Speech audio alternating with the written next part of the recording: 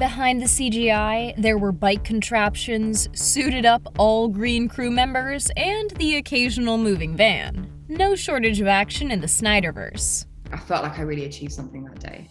Jumping out of windows? Just another day at work on the Army of Thieves set. While the team was filming the actual jump outside the building, they opted not to try to add the glass breaking into the mix. Instead, capturing an epic, clean shot perfect for adding CGI to complete the image. Stuart Martin let his stunt double take the reins for this one. Not nearly as much physical stamina was needed when it came time to film the run-up to the window, since the team had set up this innovative gliding contraption, allowing a smooth capture for the movie. Credit must be given to the awesome green screen crewmen who did all the heavy lifting. The prop window in the controlled studio environment made a lot more sense for the team to use to safely break through the glass. Well, prop glass at least, and allowing CGI to take care of the visuals once filming wrapped. Can anyone say cardio? Natalie Emanuel and Matthias Schweighofer certainly got their fair share filming as they tried to hop the van. Specifically planned and rehearsed, the two actors wound up running hard for quite a bit longer than we'd anticipate. I'm going out for a run for 2-3 hours. Matthias reveled in all the physical activity, being inspired physically and creatively by all the action and possibility in what they were shooting. While they really did run, the jumping onto the back of the van came about with a bit of help from a green screen mat extending out of the vehicle. Right, let's do another one. When it came time to capture the bumpy ride down the stairs, the team started out with training wheels. Well, in this case, it was really a semi-platform bike. Whatever it was, it worked and enabled the actor to perform as if he was really racing downstairs, but in a much safer way. Luckily, they didn't keep the adventure cycling to in studio. You know they had to hit the streets to capture these epic action shots. While the motion was captured behind a green screen, Matthias got to feel the angle of those stairs he bounces down, but in the smoothest fashion possible. Made more impressive by the fact that the bike this time around is more like a unicycle. It's clear here why his back tire never actually bounces off the ground in the final cut. At least he got a bit of a break from pedaling filming this shot. While on his cycling adventures, cameras on cars weren't quite enough to capture all the action, so drones came into play, making its way up to dodge through the sky, capturing the course of the bike. But behind the scenes, it needed to start off in hands and on a truck that could continue along once the drone took flight. The Dieter actor got to show off his safecracking skills, even if all the incredible mechanisms were created by CGI after the fact. The After Effects do an incredible job and bring these realistic, complex inner mechanisms to life, while Schweighofer brings the emotion. Without editing and effects, there was a whole lot more action on the set. But this meant the Dieter actor was also able to have some help in pulling off the train racing and jumping. He wasn't so alone on that platform jump, but impressively did perform the stunt on his own. Can you hear me? The only zombies we see in this movie not on a TV screen are dream zombies, but freaky nonetheless. VFX finished up the picture in combination with incredible prosthetics and makeup done to deadify the actors on set, making for an extremely effective nightmare. CGI made some scenes look a lot less overwhelming and crowded than they were in reality.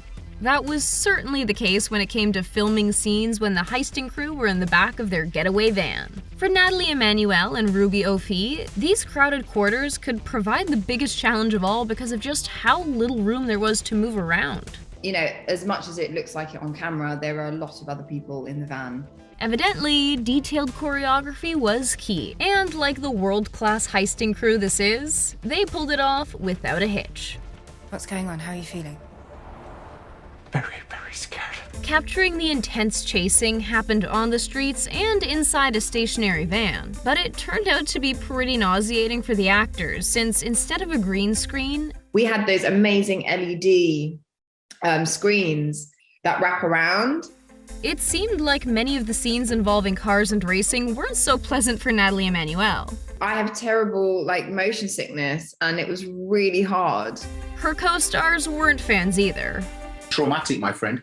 This stuff was making me feel like I was gonna vomit. The LED screen definitely did its job in putting the actors in the right headspace. It tricks your mind. Tig Notaro appeared in a central way in Army of the Dead, yet she never met Bautista on set, and that's because she experienced solo filming. The actor was replacing Chris D'Elia, who got the boot, so double CGI work was done to both scrub D'Elia's image from the whole movie and then to add all of Notaro's action, making it blend seamlessly. The actor had her work cut out for her, considering she had no environment and no actors. But the Tig Notaro show pulled it off in this instance, as we'd have no idea her parts were filmed separately. The biggest challenge facing the producers of this zombie flick was how to construct a deconstructed Vegas. Scanning the real thing and then building helped solve that. While some scenes were filmed on location, much of the shooting took place in a studio, relying on CGI to work its magic. Which, no surprise, it did. Everything that we see the performers actually walking on and interacting with is all real. The team ensured the environment the actors experienced was what we saw as well. New Mexico was home to the giant, rubble-filled Vegas Strip soundstage set that was made even more desolate-looking by VFX. The fact that much of this zombie apocalypse world was created with effects made a lot more sense practically. No one really wants zombies to take over Vegas after all. That's crossing the line. There wasn't a helicopter in sight on the scene, but that didn't stop the team behind Army of the Dead from including one with CGI. The visual effects created allowed us this super clear and exciting journey whipping through the disheveled buildings. There's no denying these effect-filled scenes are, well, effective. What is this? Valentine. Zombie tigers might just beat zombie humans when it comes to the fear factor, and these freaky creatures move as accurately as zombie tigers would.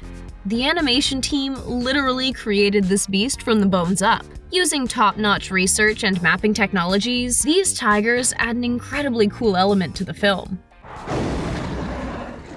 Building the zombie crew shockingly didn't involve cameras or prosthetics in some instances, just incredibly useful, high-tech suits called XNs. These inertia capture suits allowed all the movements of the performers to be directly accessible on a screen, as all the information was visible in real time, meaning they could make any adjustments in movement in the moment. This meant the studios didn't actually need any other cameras capturing the actors, so the performers could really take over the space.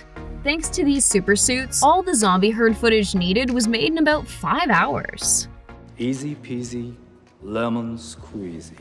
With and without CGI, the action of these movies is incredible and shows just how innovative action-packed flicks can be. We can't lie. We definitely want to try cruising down the stairs on that mini bike track.